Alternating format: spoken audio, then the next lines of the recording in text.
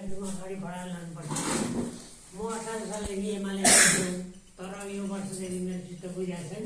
हुन त 84 सम्म म नबाँचुला, बाँच्न त आशा त्यति छैन। बाँचिहाल्यो भने घन्टीमा देखि भोट हाल्ने मान्छे मै हुँ, तपाईँहरूले सम्झिराख्नु होला। बाँचेँ भने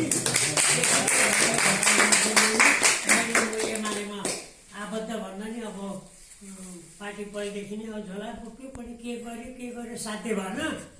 र यो पार्टीले के गर्दो रहेछ त भन्नुहुन्छ भने मलाई दुईवटा प्रश्न नबुझेको। खालि एक रविलाई खेद्ने, आफूले भ्रष्टाचार गरेको नदेख्ने, संरक्षण गरेर राख्ने, त्यस्तो हुनाले चित्त बुझेको छैन। तर अब युवाहरू तपाईँहरू राम्रो गरेर लानुहोस्, म त अब त्यति आशा छैन। बाँचेछु भने गोलाखरमा भोट हाल्छु। म यहाँ छैन, मेरो भोट लिस्ट गोलाखर्कमा छ, उहाँ भोट हाल्छु। डाइरेक्टै भोट हाल्ने मान्छे म हो। त्यति भन्दै यो एकदम राम्रो तपाईँहरूले सङ्गठित बनाएर लानुहोस् यो भन्दै आशीर्वाद दिँदै बिदा हुन्छ। धन्यवाद।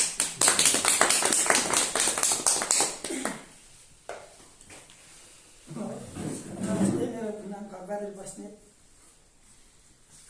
बाँकी अरू चाहिँ अब थाहा भएको छैन होइन। पहिलोचोटि बुझेकोले गर्दा बुझ्न आएको मात्रै हो। ठिक छ।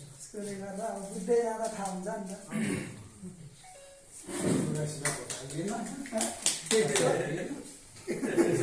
गोटामा हाल्दै जानु।